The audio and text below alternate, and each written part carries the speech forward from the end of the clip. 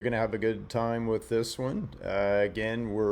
Today's episode of Chip Talks is brought to you by Neighborhood Nutrition and Clinic, which will soon be opening, and we will be featuring the thing that we're going to be talking about today, which is thermography. Thermography is a really exciting way to be able to look and see what's going on inside of you without poking you or sticking you or irradiating you, which is a good thing. So we're coming to you today from our home location, which is located somewhere in rural Oklahoma. Shh, we'll keep the location double top secret. I'm an old Art Bell fan, so I remember Art Bell used to, broadcast from Pahrump, Nevada, which is literally in the middle of nowhere in Nevada. Pahrump is famous, I guess, for the brothels now, but at that time that was, I guess, kind of unknown about Pahrump. But anyway, Art used to broadcast in the 90s. He was up to 3 million people, I think, or 10 million people even, but used to broadcast to that many people every day from his little house in Pahrump, Nevada, which is kind of cool. So that's the nice thing about radio. You can do a lot of things with it. Podcasts are similar. So if you're going to be listening to this one today on audio only, I'll do my best to describe some of the things that we're going to show. But this one's going to be best watched, through video or watched on Facebook, through Facebook Live. So again, these podcasts are always available on Buzzsprout, on YouTube. They'll be on Facebook and I think on Instagram as well. So we're broadcasting over many platforms, but we want this stuff to be out there for a while. I'm trying to lay down basically a series of podcasts which describe some science and theory that we all need to know, but are also just important to document, so they'll be there forever and no one can erase me from history. So these will always be out there forever, stamped into the digital universe. But anyway, today we're going to talk about thermography. Next week, we're going to talk about some really cool new science that has to do with hydrogen, which is pretty cool. But this week, we're going to talk about thermography. And again, this is something that we're going to be featuring in the clinic that Cynthia and I are opening in Ada, Oklahoma. So all of this science will go in this clinic. All this evaluation will go in this clinic. But it is cool stuff. I've just gone through the process of becoming a certified thermographer, which is a little bit more involved than you might think. I'm a pretty, let's say, self-read, smart guy, and it takes a lot to get me to learn something, and I learned quite a bit in this class that I went through, so that's a good thing. And understanding thermography and understanding kind of how to use these tools is super important. So we're going to get into that a little bit. We'll talk about some things here, and talk about how we're going to use this tool and maybe, kind of why it's important. Certainly we'll talk about that. But some cool things that we can do with it. So first of all, the first thing that I want to say is that this thing is super powerful. So if you look at this graphic that I'm showing, it's got a little graphic from Dr. Axe that says benefits of thermography. And then there's another graphic that kind of has a human body with some words around it that indicate kind of what thermography might be used for.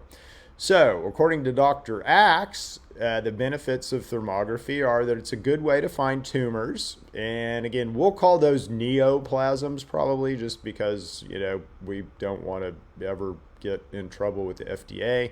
And we'll talk a little bit about why and what we need to, how we talk about thermography, let's just say. But again, according to Dr. Axe, it's a radiation-free ailment seeker. So that's pretty good, right? So you don't have to get chemotherapy or go get irradiated to figure out what's inside of you, go through an MRI, something like that. This is it's just a quick picture. It's a good way to identify pain and areas of pain. According to Dr. Axe, again, it's an outbreak stopper, so it's a good way to see if you're sick or not. If you have a fever, literally just scan right across your eyes. You can tell if you have elevated body temperature or not. Very comfortable to do this to you. And again, it's a powerful baseline informant. So if I want to evaluate, let's say you, and then evaluate your progress, thermography is a great way to do that, because again, I've got an image, I've got a state of being, and then we can kind of party from there. So the other image that I'm showing here is just an image of a human body, and around it it's got some words which say full body thermal imaging, and it gives some indications of what might be indicated, let's say, or pre-indicated by thermal imaging. So thyroid issues, cerebral vascular screening, intestinal inflammation, breast cancer screening, hormone imbalances, back pain, vein thrombosis, nerve pathology, circulation, and arthritis. So that's a pretty good list of stuff that you can look at with thermography. And again, you just stand there. No one has to poke you or prod you or irradiate you for this to happen. Now, what thermography is not. So it cannot, at this stage, diagnose any disease. Thermography has been probably best known and best used as a breast cancer sort of early diagnostic. And again, it's not meant to diagnose disease. So, if something showed up on your breast exam with thermography, I'm going to send you to a radiologist. I'm going to send you to a doctor to go get that looked at immediately. But again, this is it's going to be a pre-indicator, let's say. So it's a good way to say, there's a potential issue there. And with something like breast cancer, again, it would be a way to detect that extremely early. So you could detect areas of heat or areas of dysregulation in the breast, or really any area, pretty early, which is a good thing. So one thing that we can also look at with thermography is heart issues, and in particular C-reactive protein. So C-reactive protein is going to show up in the neck area, and it's going to show up as an area of kind of coolness in the midst of heat. And as you can see kind of from these graphics, this is what it looks like. Interestingly, I'll tell you a little bit of the thing that I've learned about thermography is, it's hard to get pictures to actually look like this. So you can't really go by a picture. You have to go by actually the temperature deltas associated with the region that you're looking at. So the picture may look good, but that doesn't mean anything, or the picture may look bad, and that might not mean anything at all. So it's kind of interesting, but you certainly need some expertise to be able to look at these pictures and understand what you're looking at. Okay, so pain. Can this give an indication of pain? Yes. Inflammation will always show up hot on a thermogram. So if you just kind of look at, and what I'm showing is a couple of different pictures of humans, the front of a female and the back of a male. But if you look at like in the areas of the shoulder and the areas of the back, again, areas of pain will show up as heat. They will show up as hot. So it's a very easy way to show, pain, right? So let's say you are someone who always, you're in pain, you have a lot of pain, and you have pain, but every time you go to the doctor, they can't really figure out what's going on, and maybe it's associated with a region. Well, we can get in there and actually look and see, what that region is, if it's hot, if it's inflamed, kind of what's going on in that area, or indications of inflammation. Again, we give indications. We don't do any diagnosis of disease. Okay, so back, again, that's where I seem to have inflammation and pain, and those show up pretty well on thermograms. So one of the things that's really interesting about your spine is that you'll be kind of hottest. Your spine should be hot all the way down, let's say, to your sacrum, to kind of right at the top of your butt crack, let's say.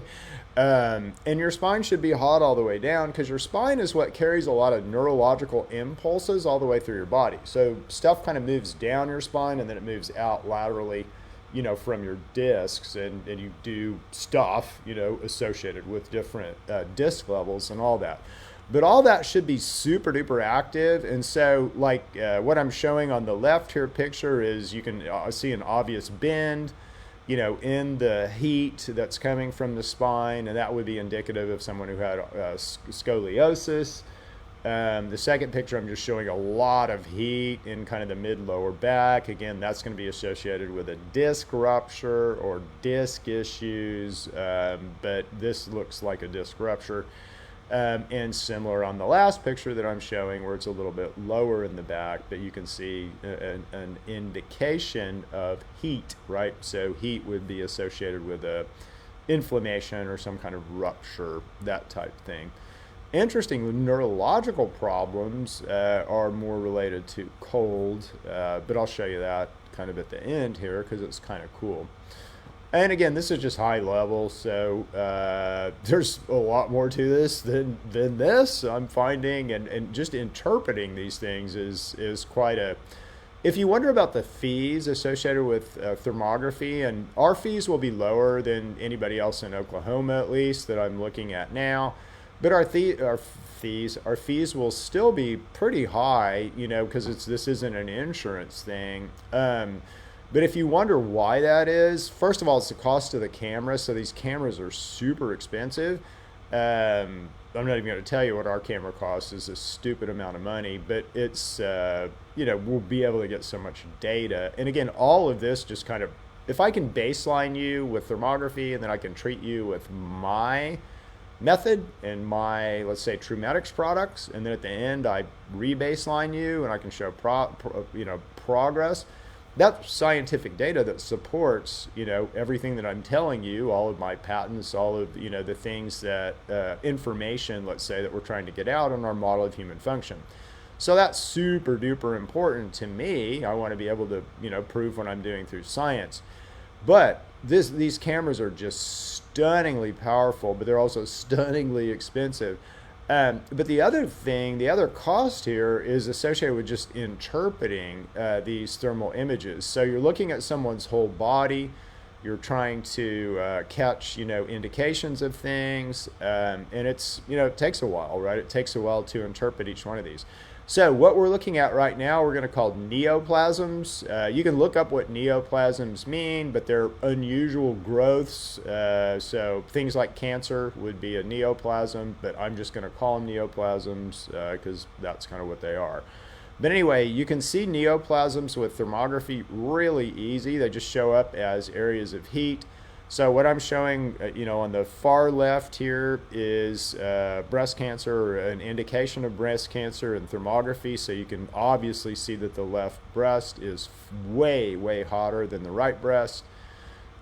Similar thing in the middle picture. So we've got a normal and an abnormal, and the abnormal, you can see an obvious area of heat. And similarly on the last picture. So these guys show up pretty obvious and readily. If you've got like a skin cancer or something like that, then they show up very, very well. The other thing that shows up pretty easily is something called metabolic syndrome. So what is metabolic syndrome? Well, if you have heart issues, if you have diabetes, if you have a tendency to be overweight, or if you've ever been called obese, then you probably have metabolic syndrome. And metabolic syndrome has a real tell with thermography. So it's there's lots of, and again, the studies are just coming out, and this is why we can't really diagnose, and I'm not a doctor, but we, meaning the scientific community, can't really take thermography and use it to diagnose disease because there's just not enough data there yet. So, but there is enough data to give indications and say, this is something that we might want to look at. This is something that we might want to begin to address, with either a behavioral change or a diet change or supplement change.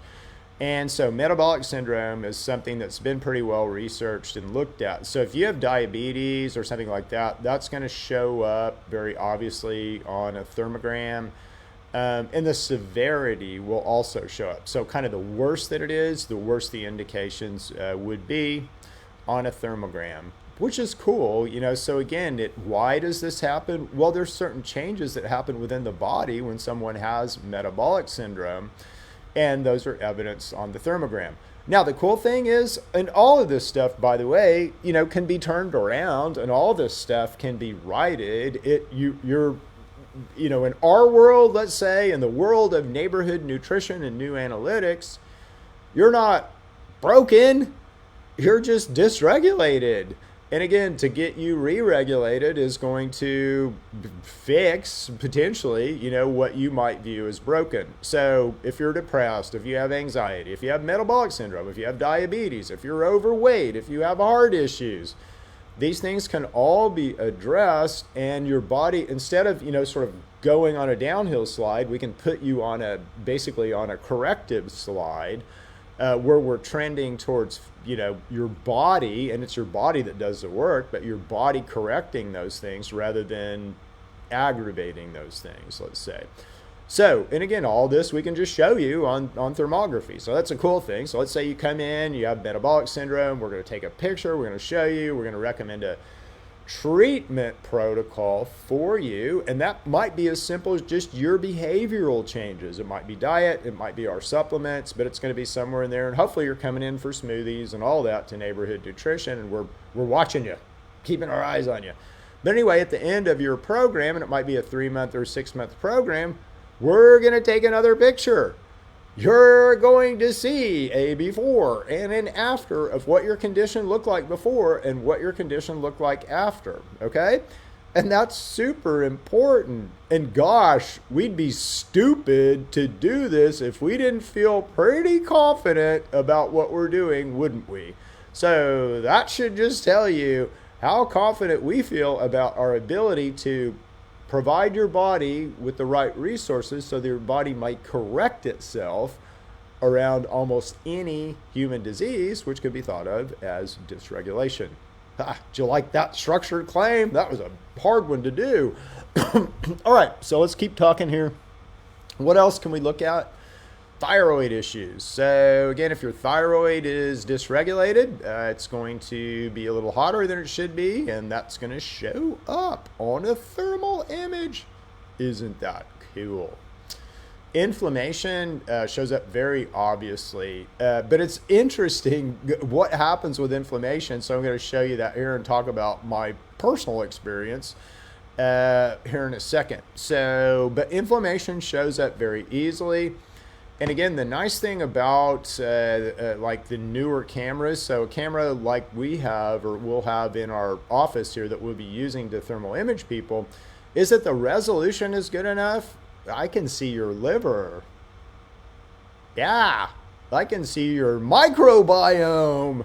Yeah.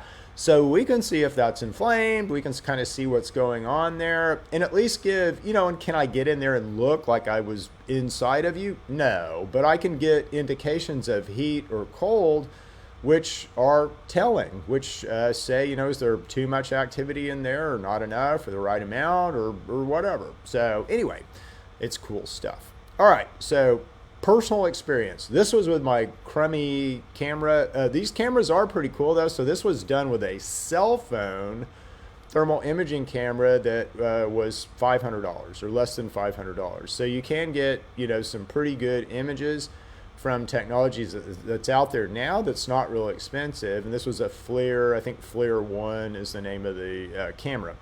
But what I did was I hurt my foot and I hurt my toe, and what I'm showing now is an image of my left foot and my right foot, but I want you to look at the image of the left foot, and what the left foot shows is my hurt toe, so it's got some heat around my toe that's next to my big toe, and that's showing the injury, that's showing the obvious area of inflammation. But the really interesting thing is when you compare and contrast that to my right foot. So again, I've got a picture of my right foot up, and I've also got a temperature marker on my right foot and my left foot. And what I want you to notice is that the injured foot is colder, way colder than the foot that is uninjured. Even though the area of inflammation and the area, basically the trauma that's being healed, let's say, by my body, is showing up hotter within the foot itself is colder than the other foot. And this is because all the moisture is being pulled to that injured area, and that causes coolness. That basically when that moisture is moving, that causes coolness. And that cools this foot down, which is interesting, right? So you would think, it's inflamed, it's hotter. Yes, it's hotter in the region, but it's cooler as associated with the other foot. Stuff you got to know when you're interpreting images. And, just interesting stuff. Now, does this work for all mammals? Absolutely, yes. So, again, you can see a horse right here, horse with a tumor or something going on just in its right shoulder is very evident. And then there's some pictures of a horse kind of with some inflammation in its knees and hoofs. You can tell it's looks like an obvious hoof injury.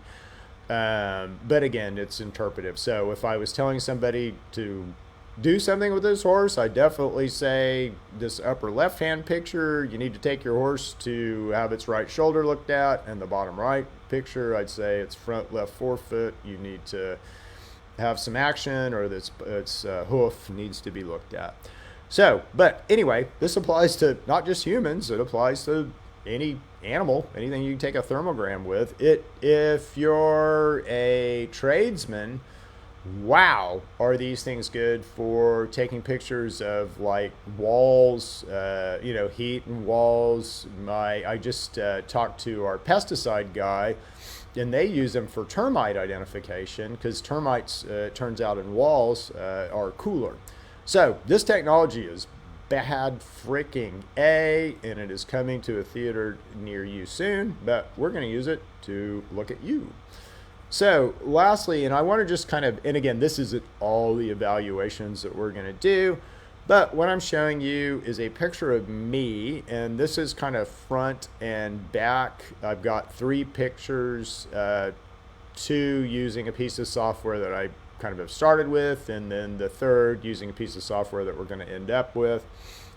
But what we want to do is be able to look at temperature deltas all over the human body.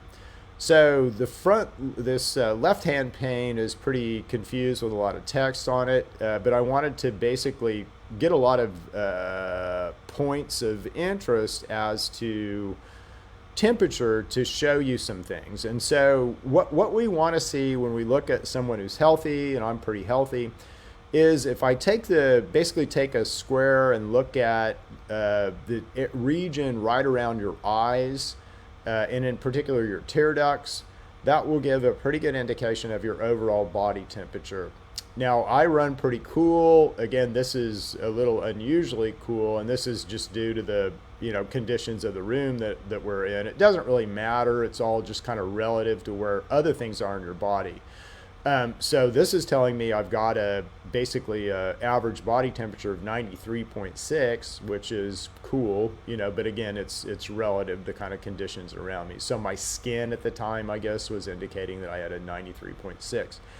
So, but what's important is off of that, now what happens? So where are areas of heat and cool? And if you look down my stuff, I'm all right in the, 93 degree range, except for a couple of areas. So one is my core, and my core is much cooler than the rest of my body, and my liver is cooler than the rest of my body.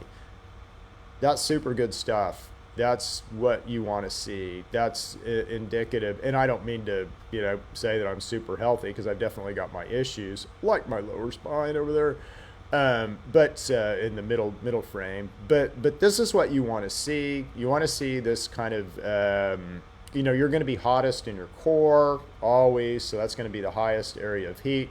And then you want to see kind of a nice dissipation of heat, out from your core. You don't want to see your hands, hotter than your core. You don't want to see your shoulders, hotter than your core. And there's some areas to kind of look at that are indicative of other things. So like the liver is an important area. And you don't, again, want that overly hot. That would indicate, something's going on there, right? The biome, you don't want that overly hot. That would indicate that, you've got some infection or inflammation there. So anyway, that is kind of how we'll evaluate at a high level. It's obviously much more detailed than that, but there's, a lot more to it than, let's just say, looking at a picture and saying, oh, well, there's some areas of heat there that we need to look at. You can't really tell a lot from the picture, although it's a good starting place to talk about things. So anyway, that's a quick overview of thermography. That's a quick overview of what we're going to be looking at, when we start thermal imaging people. And it's really exciting to me. I mean, this is right up my alley. I'm classically trained as a mathematician, and all of this has to do with statistics. So you're looking at, standard deviations across a subset of data to see temperature deltas, and I just love that. I eat that right up. Yummy, yummy data. So I'm really excited about beginning to baseline people, and then, seeing how we can move the needle, right? So how can I get, or how can I get you to get your body to respond either by diet, behavior, or supplementation? And, we'll see how corrective the human body could be. But we already know that, there's not much that the human body can't correct itself from. Certainly, traumas it can't, right? So if you get run over by something and, you have severe trauma, it's hard for your body to correct that. But most of the things that plague us, most of the disease states that we currently suffer from, our bodies can recover from, and we can find a new normal. In my world, or our world, you're kind of born, oh, where's my hand? There it is. You're kind of born with this perfect, right? So you're born with a perfect, and you're born with this genetic expression that's kind of the best you it could be, let's say. And from there, our environment, our diet, just kind of start pulling, it's a mobile situation, right? So we're balanced, but we can have severe things that happen that sort of yank us down and yank us down and yank us down and yank us down.